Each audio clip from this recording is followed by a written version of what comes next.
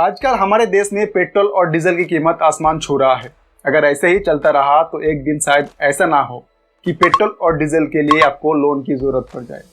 जो पेट्रोल 1990 में 12 रुपए के आसपास कीमत था, वो आज 110 पार कर चुके हैं। लेकिन क्या आपने कभी सोचा कि पेट्रोल और डीजल कैसे बनाया जाता है और ये क्यों इतना महंगा है?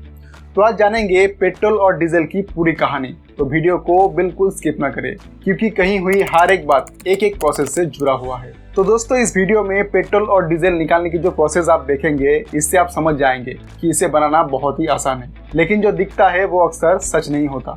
इसकी मैन्युफैक्चरिंग यानी बनाने की प्रोसेस की वजह से ही पेट्रोल और डीजल इतना महंगा होते जा रहा है, क्योंकि इस प्रोसेस में अरबों रुपया खर्चा होता है। ऐसा नहीं है कि पेट्रोल और डीजल कंपनियां सीधे जमीन से पंप करके पेट्रोल और डीजल निकालते हैं और पेट्रोल पंप तक पहुंचा देते हैं।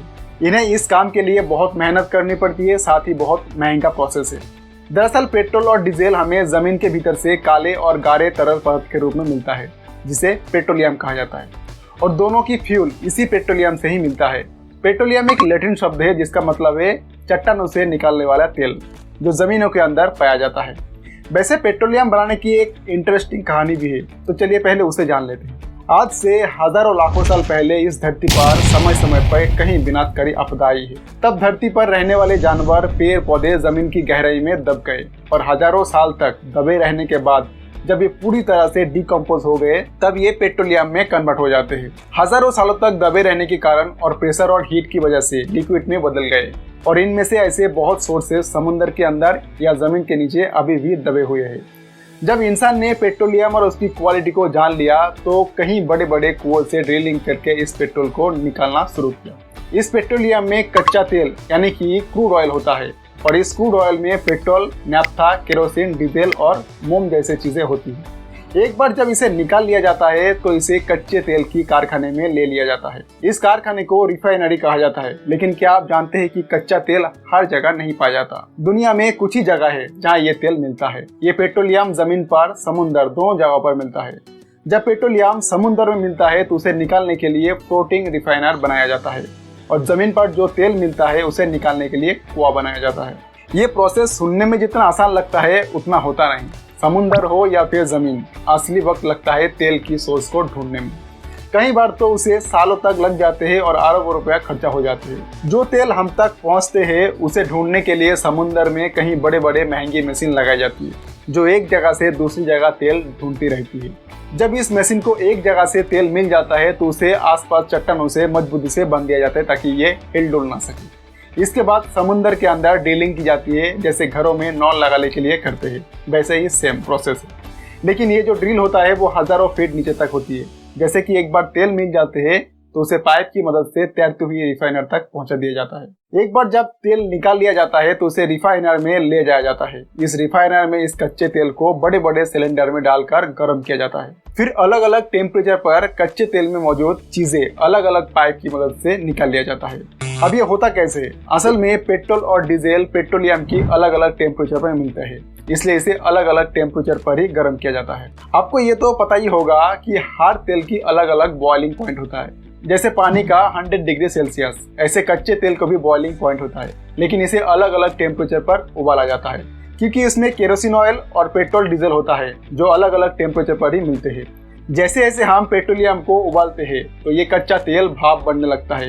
इसे और आसानी से समझते हैं, डीजल को पाने के लिए 260 डिग्री टेम्परेचर पर कच्चे तेल को उबालना पड़ता है, और 40 डिग्री पर पेट्रोल मिलता है, और वही 160 डिग्री पर केरोसिन ऑयल मिलता है।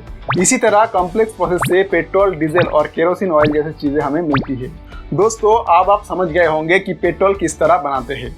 एक बार जब हमें पेट्रोल और डीजल मिल जाते हैं तो इसकी टेस्टिंग होता है कि कितने ऑक्टेन की पेट्रोल मिला है। जितना ज्यादा ऑक्टेन होता है तेल उतना ही अच्छे होते हैं और उतना महंगा होता है। उसके बाद उसे टैंकर में भरकर ट्रांसफर किया जाता है।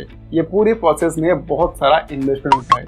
इंडियन ऑयल और रिलायंस जैसे कंपनियां इंडिया में पेट्रोल और डीजल के लिए अरबों रुपए इन्वेस्ट करती है, तब जाके कहीं हमारे गाड़ी चलती है। पेट्रोल बनाने की प्रोसेस तो आपने जान लिया, तो ये भी बता दे कि इसकी कीमत इतनी ज्यादा क्यों होती है।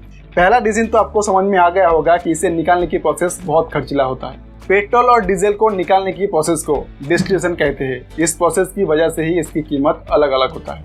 और जिन देशों के पास ऑयल रिजर्व होता है वहाँ ये तेल सस्ता पड़ता है, और जिनके पास रिजर्व नहीं होता है जैसे कि इंडिया, यहाँ पर इनकी कीमत बढ़ जाती है। आज दुनिया भर में इसकी कीमत अलग अलग है, क्योंकि मैन्युफैक्चर के साथ साथ गवर्नमेंट भी इस पर टैक्स भी खूब लगाती है। अपने इंडिया में स्टेट और सेंट्रल गवर्नमेंट मिलकर लगभग 60% की टैक्स लगती है। इसके अलावा भी इसकी कीमत हमेशा बढ़ती रहती है। ऐसा इसलिए है कि पेट्रोल नॉन रिन्यूएबल सोर्स है, यानी कि एक बार ये खत्म हो गया तो दोबारा इसे इस्तेमाल नहीं किया जा सकता। इसलिए जैसे जैसे इसका इस्तेमाल बढ़ते जा रहा है, इसका कीमत भी बढ़ रही है, क्योंकि ये धीरे धीरे खत्म होने की कगार में है। एक्सपर्ट का मानना है कि जितने स्पीड से यूज होते जा रहे हैं उसके हिसाब से दुनिया में 40 से 50 साल के अंदर ये तेल खत्म हो जाएगा। हमारी रोजमर्रा की जिंदगी में कहीं न कहीं ये दोनों फ्यूल अपना अपना रोल प्ले करती है। किसानों की ट्रैक्टर से लेकर 5 स्टार होटल की जेंटर तक हमें इसकी जरूरत है। और आज की तारीख में ईरान, कुवैत और सऊदी अरब जैसे देश इतनी अमीर है क्योंकि दुनिया में सबसे ज्यादा ऑयल रिसोर्स इन्हीं के पास है, और इसकी पूरी इकोनॉमी लगभग इसी पर डिपेंड करती है। और इन देशों की एक संगठन है जिसे OPEC यानी ओपेक कहा जाता है, वही मिलकर तेलों की कीमत तय करती है। एक तरह की तेल की कीमतों पर इनकी मनमानी चलती है। आज भले ही सोलर एनर्जी और इलेक्ट्रिक एनर्जी जैसे टेक्नोलॉजी आई है, पर इनकी प्रोडक्शन में कहीं न कहीं पेट्रोल और डीजल शामिल है। तो आप शायद समझ ही गए होंगे कि ये बनते कैसे हैं और इसकी कीमत ज़्यादा क्यों होती है। अंत में बस यही कहूँगा कि पेट्रोल और डीजल नॉन रिन्यूएबल सोर्स है जो एक दिन खत्म हो जाएगी।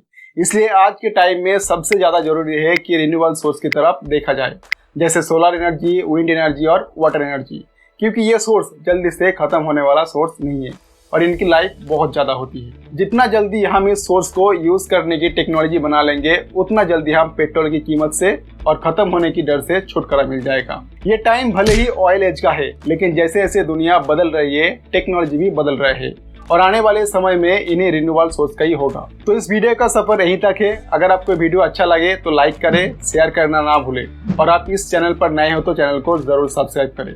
और नए नए जानकारी से भरे ऐसे ही वीडियो के साथ आप लोगों के सामने फिर हाजिर होंगे। तब तक के लिए नमस्कार, जय हिंद।